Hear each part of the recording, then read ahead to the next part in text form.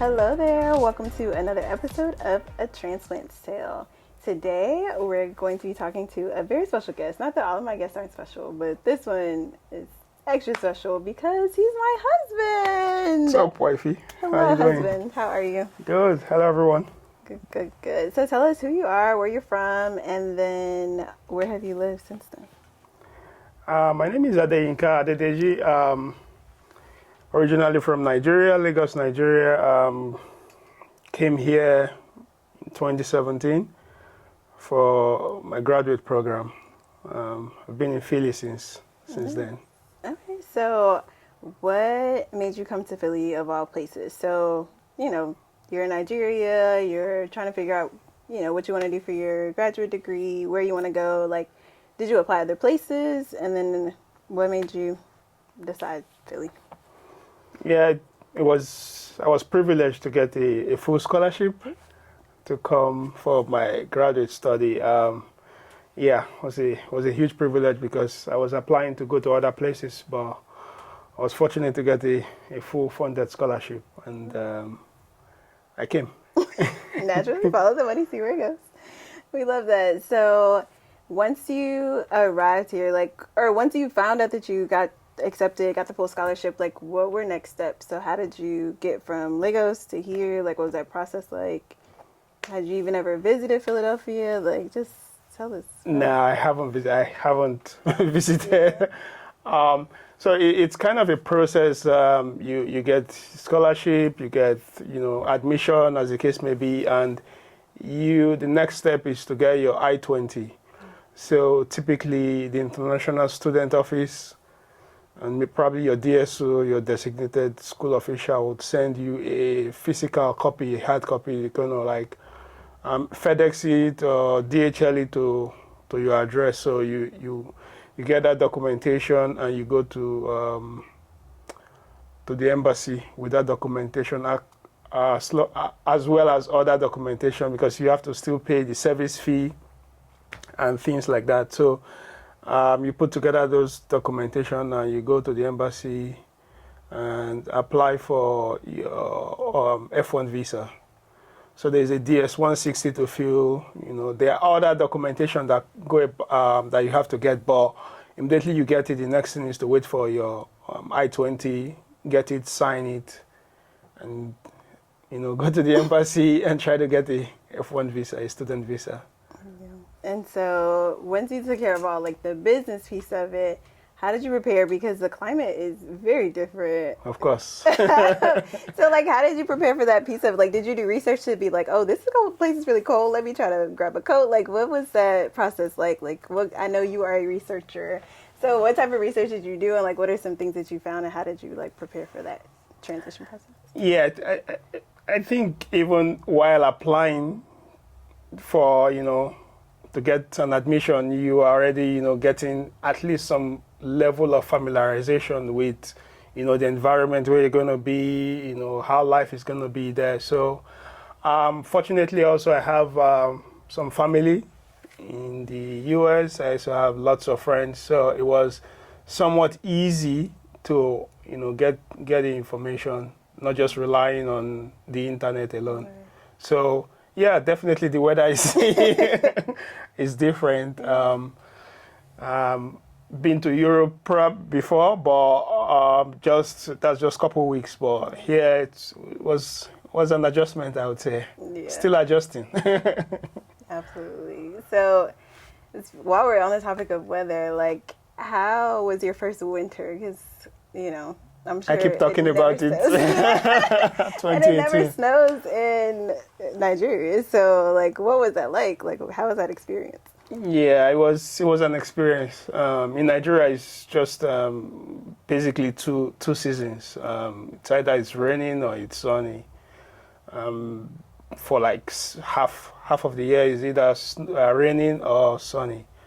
But coming here, with the seasons, fall, spring, autumn, winter, as the case may be, it was interesting. I had to bundle up properly, and sometimes, get who's that guy, bundled up, because I didn't want to get ill or sick. I had to, try to adapt, but I had to be careful while adapting to stay warm. So yeah, 2018 was interesting because Coldest winter. yeah, 2018 in Philadelphia. I'm sure everyone in Philly would attest that that winter was something in I missed it. 2018. I came right after, so I missed it. I came in the summer of 2018. Yeah, I'm sure you missed a lot. Yeah. Yeah. Yeah. So, so the navigating that process, like, how did you find a place to live? Like, trying to plan your whole life from Nigeria before you get here, I'm sure it was like a challenge. So, what parts did you have before, and then how did you get settled and like kind of accommodate once you got here? So typically your international student office or the international student office of the school where you're going to is going to be very critical and important part of your, I guess, transition, because they would be in a better place to give you real-time information on, how to go about things. So it's always good to, connect with your international student office, emails, if you can, phone calls, asking questions on, or trying to connect you with other international students, try to connect you with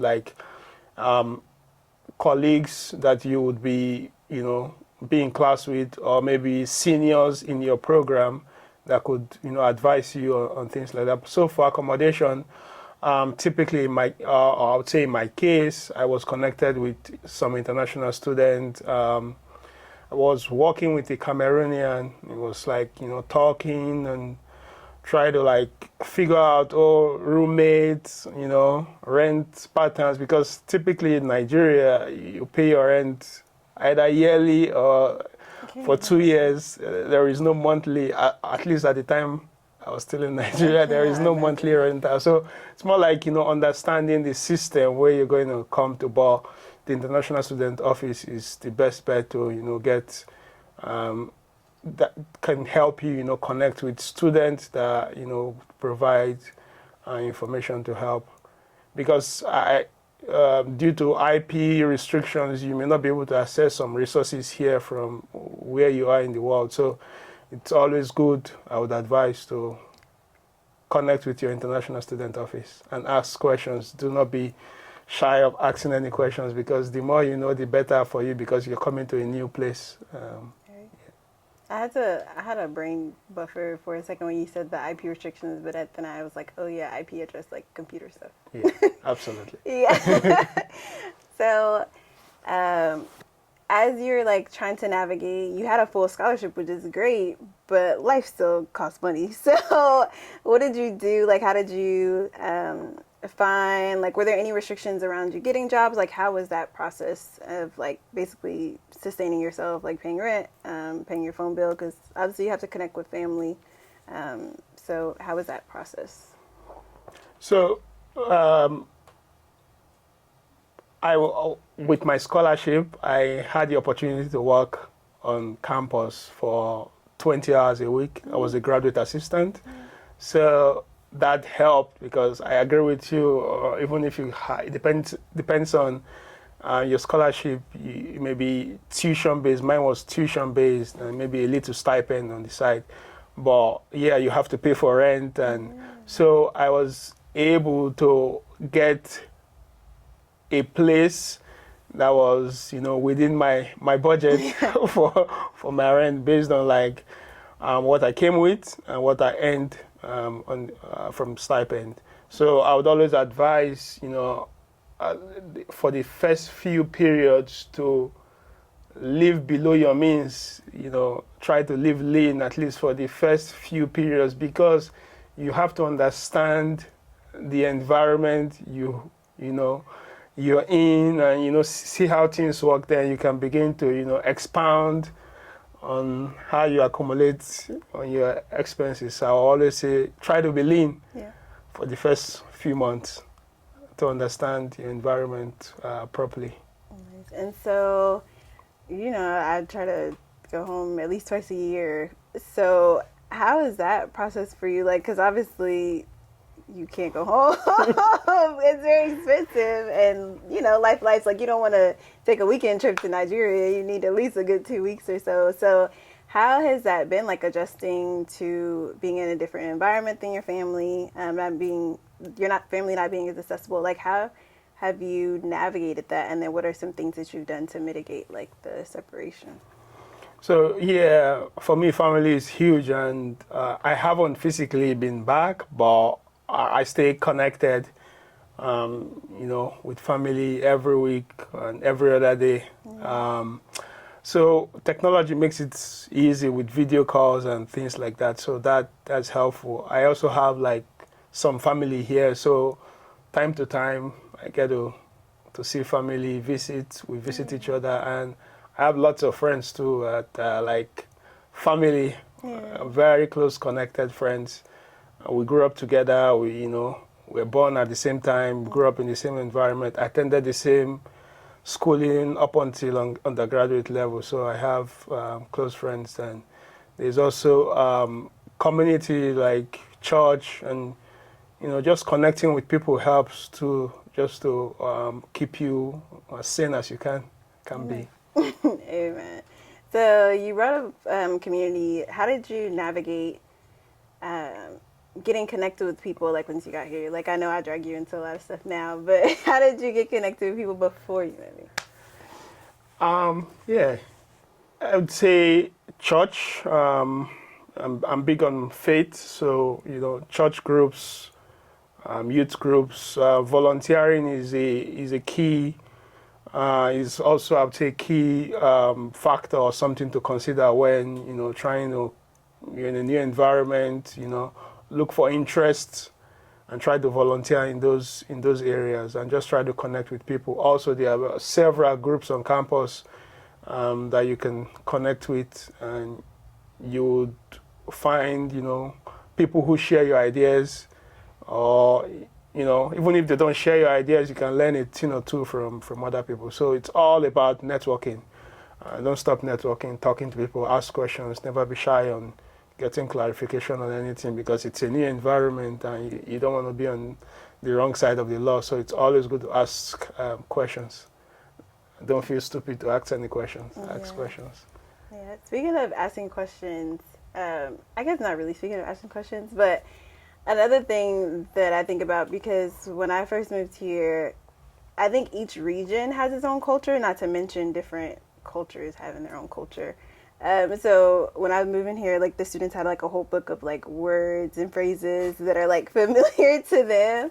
So how was that? Because I know like in Nigeria they also speak English, but somehow it's not the same English. It's the same English. What are you talking about? The same English. It's the same. There are some words, a lot of words that are the same. But Tell me, like which of them? Like, for example, okay. We had a whole date, just talking to y'all. We had a whole date, not a whole date, but we were in the car on our way to one of our dates.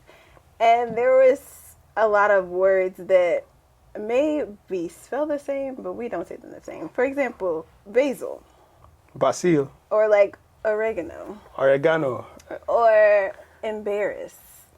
Embarrassed. Like it's still English. It's like British English. What are you talking about here? So, but that's just those. But like stuff like vex and like all these things, like different. It just, the language sounds different. Or like an avocado is an avocado, but it's not an avocado. Like it's same, like similar. They look alike. Maybe something can be named. Several things can have like one name. It's different with some things here compared to in Nigeria.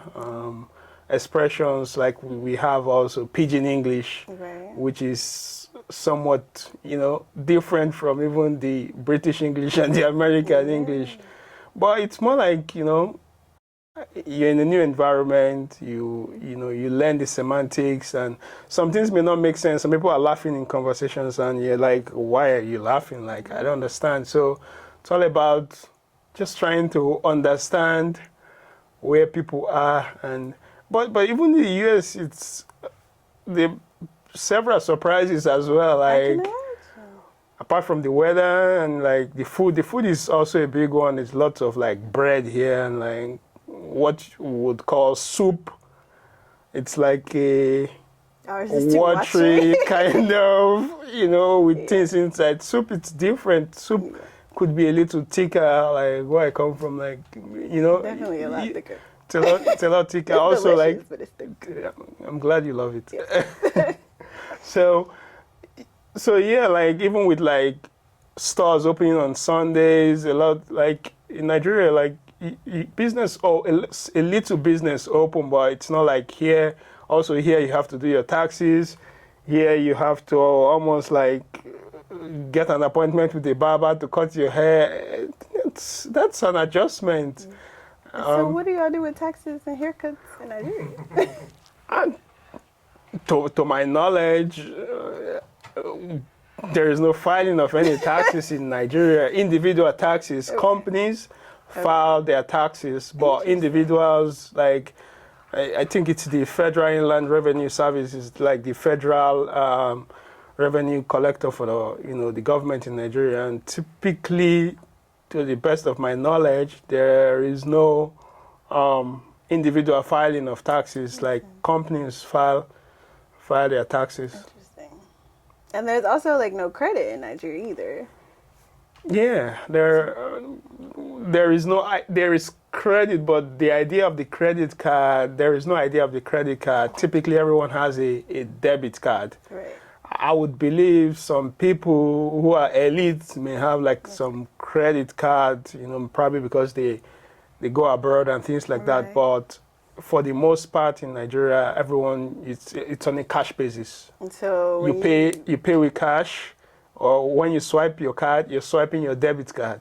so there's no like car payments or anything like that. You just buy the Nah, car. yeah, you buy the car straight out. Like Wow. you pay for it cash, cash and carry. You pay for it cash, you take it. Same thing with your house. There is the idea of the mortgage. It's there, but it's not. It's not used as it were. You build your house incrementally as you can afford. You may you do the foundation today, get to the window level and things like that. So, but it's on a cash based, and nobody does things on credit per se. Wow. That's when you said that, I was like, that is interesting. I can't even imagine. I don't know how the US would function. Yeah, and even with student loans, they are really nothing like student loans in Nigeria. You pay and you attend school. There is, although now I think the government is trying to establish like a student loan system, but Is that because of the price increase or like the value of the naira, or how does that piece work? I mean, I don't know if you know. I don't really know so much of the policy. I try to overview it, but it seems like it's more like trying to make university education, polytechnic or tertiary education, I would say, much more accessible to everyone. That's cool. And so, you mentioned like you're able to like use technology to like communicate with your family and everything. I know my phone plan, that says U.S., Mexico, and Canada. So how are you able to find like a plan that allows you to call to Nigeria? Yeah, I think with getting the research done on where you're going to, it's always also good if you have people who are in the States and can kind of guide you on the best, approach to getting settled in. There are plans out there. It could just take some time to research them and find out. But there are plans that support international calls and international calls to Africa and to Nigeria as part of your plan. They're not too pricey to start with. So it's all about, researching and asking questions. Nice. So you originally came here to go to school. You're done with school, you graduated, you're moving on with your life. Like, what made you decide to stay in Philadelphia as opposed to like going back to Nigeria or trying another country, or like what happened to make you stay in Philly? So the course I did was a STEM course. So in the US, STEM courses it comes with like a period after which you can work. It's called like the OPT, is the optional practical training. It's for 1 year, and it could be extended for like 2 years afterwards. So I decided to stay because I did construction management, and construction is way different compared to how it's done in Nigeria. Typically here there is like the CSI codes where every part of the building has a categorization.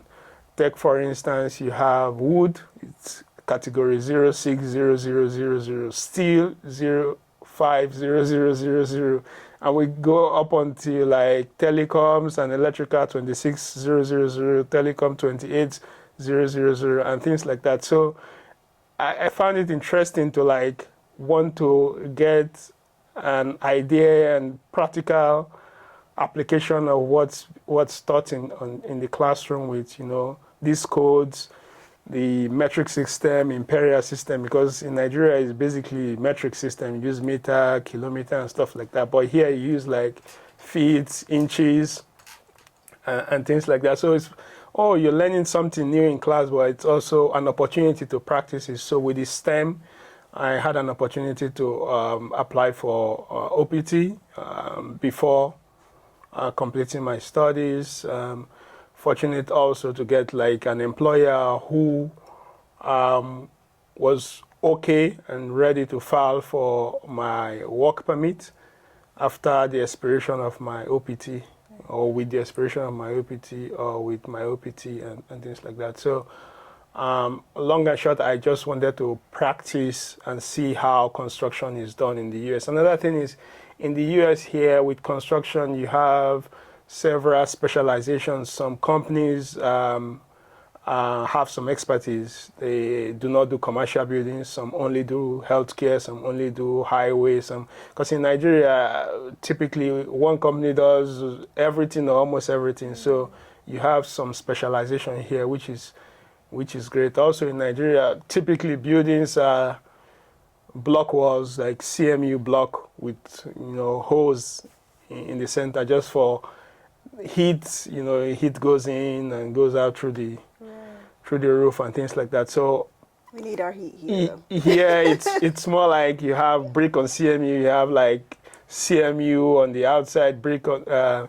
You have wood on the inside, and you have drywall. I can't remember a place I visited in Nigeria where I saw like drywall. We have like wood. So I just wanted to practice, or have an opportunity to practice all those things we learned in classroom. And I think the STEM program gives an opportunity to gain some practical experience. So how did you go about getting your opportunity to work with a company who sponsored your OPT and your H-1B, and what advice would you give to somebody who is in the midst of that process of trying to get to that step?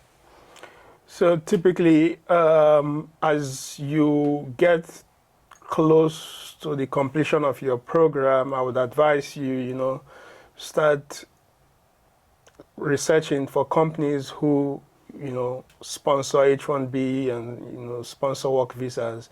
I think H1BVisaJobs.com is a good resource just to, see companies. It's categorized by the industry. So you can filter your industry, see opportunities or companies that recruit or, offer opportunities to international students, and you go from there. So it's always good because after you graduate, you have, I believe, 90 days, to get a job. So you apply for your OPT, you get it, and you use it to get a job. But you still it's more like you're strategic in your job pursuit, only applying to companies or opportunities where there is a potential for them to file for you.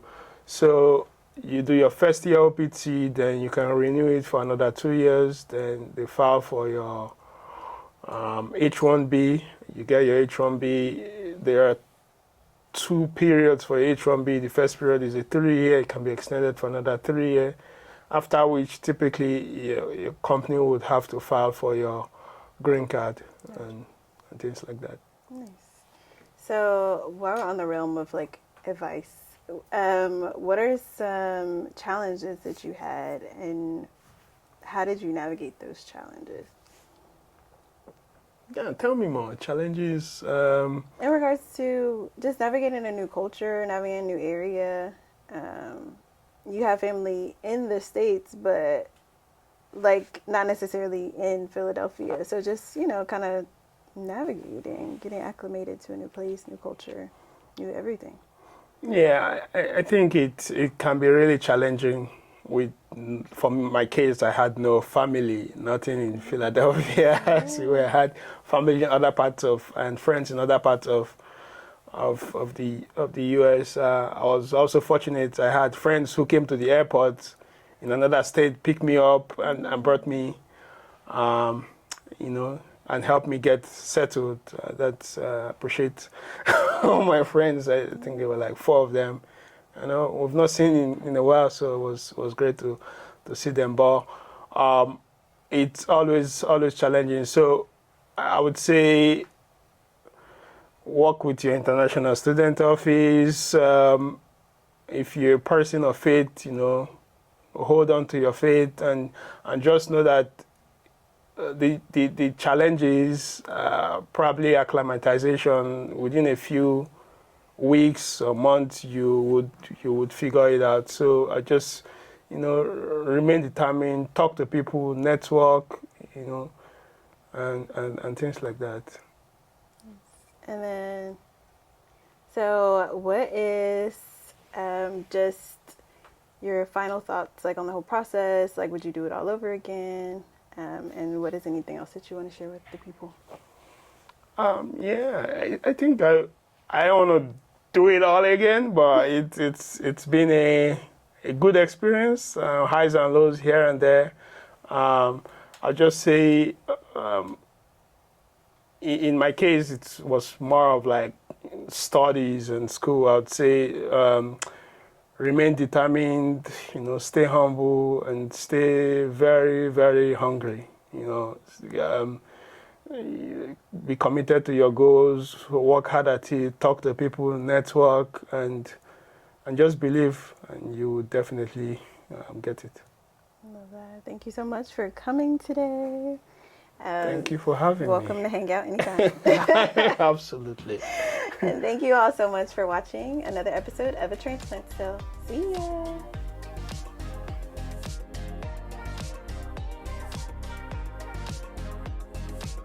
Thank you all so much for watching A Transplant's Tale. Make sure you like, comment, and subscribe, and we'll see you next time.